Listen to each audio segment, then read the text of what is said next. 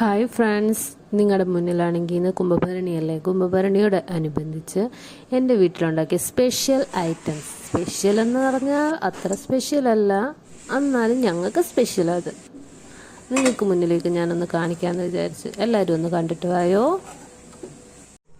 ഇവിടെ ആണെങ്കിൽ രാവിലെ തന്നെ കറികളെല്ലാം റെഡിയായിരുന്നു, അതുകൊണ്ട് അതിൻ്റെ വീഡിയോസും കാര്യങ്ങളും ഒന്നും എടുക്കാൻ പറ്റിയില്ല. റെഡിയായിരുന്നതിൻ്റെ എല്ലാ വീഡിയോസും ഞാൻ ഇതിൻ്റെ കൂടെ ആഡ് ചെയ്തിട്ടുണ്ട്. ഇതാണെങ്കിൽ ചിക്കൻ കറി വെക്കാൻ പോകുന്നതേ ഉള്ളൂ. അതും അമ്മയുടെ സ്പെഷ്യലാണ് ചിക്കൻ കറി. അതിൻ്റെ അകത്ത് നമ്മൾ ചെല്ലാറില്ല. അല്ലെങ്കിലും അമ്മമാർ വെക്കുന്നതും നമ്മൾ വെക്കുന്നതും തമ്മിൽ ഒരുപാട് വ്യത്യാസങ്ങളുണ്ട്. നമ്മൾ എത്ര വെച്ചാലും ആ ഒരു ടേസ്റ്റ് വരാറില്ല. ഇവിടെ ആണെങ്കിൽ അമ്മയുടെ മക്കൾക്കും അമ്മ വെക്കുന്നത് തന്നെ ഇഷ്ടം. അമ്മ വെച്ചാൽ നല്ല ടേസ്റ്റുമാണ്, ഞങ്ങൾക്കും അതാ ഇഷ്ടം. അങ്ങനെ അമ്മയാണ് ഇന്ന് കുംഭഭരണിയായിട്ട് ചിക്കൻ കറി ഏറ്റെടുത്തിരിക്കുന്നത്. എൻ്റെയും ചേച്ചിയുടെയൊക്കെ ജോലി രാവിലെ തീർന്നു. ഞങ്ങൾ ചെയ്തതാന്ന് ഇച്ചിരി മുമ്പേ ഞാൻ ഇതിൻ്റെ അകത്ത് കാണിച്ചുകൊണ്ടിരുന്നത്.